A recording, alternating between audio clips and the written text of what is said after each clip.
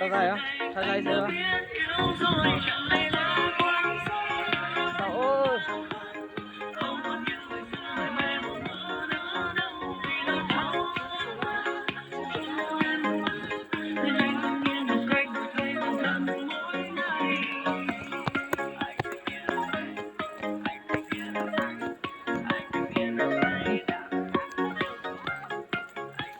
Chắc bắt con nào vậy nha.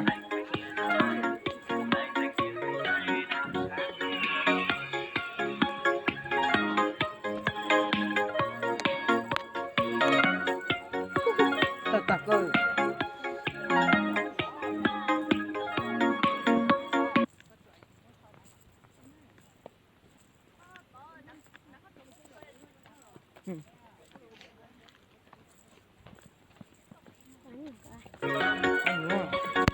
Là hơi ấm bên đời, giờ là cơn gió ngang trời. Mọi người xung quanh thay nhau cho tôi biết có thấm không về nữa đâu.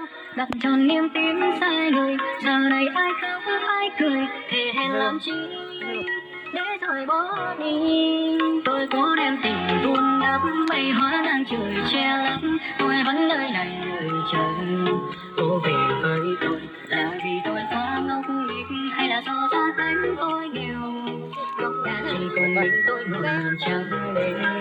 Bao nhiêu ký ức một thời giờ thành cay đắng một thời. Nhà cao xe sáng quay cuối lồng ấy sớm tối có người đón đưa, hình dung theo gió mây ngàn ngồi lòng thương nhớ bé nàng. Một đời ngang trái sao biết nói cùng với anh, dù biết thân mình cay đắng nhưng cớ sao lòng vẫn buồn.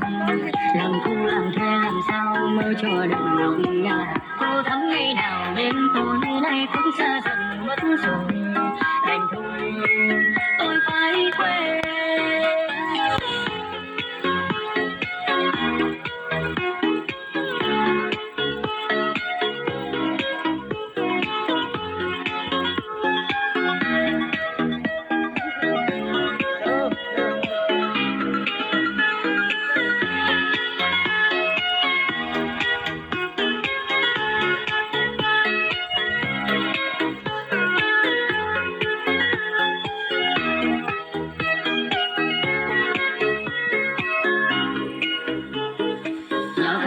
Cô lâm râm nặng nhẹ, cô vội trao chiếc nhẫn đỏ, gương mặt cô lạnh nhẹ. Thời ngày xưa nay còn đâu khi tôi đã không còn cạnh cô, áo gấm loạn tức bước đi giữa chốn vùng biển nơi thành đô. Cô Tâm ơi, một ngày thứ điều tôi nhớ cô lắm. Anh này về thành phố Châu Hoa đi cô Tâm, tức lì tranh chị lại bóng đơn điệu trong đó một trái tim. Chỉ biết đợi chờ cô về trong lòng thì còn mong ai thứ mấy.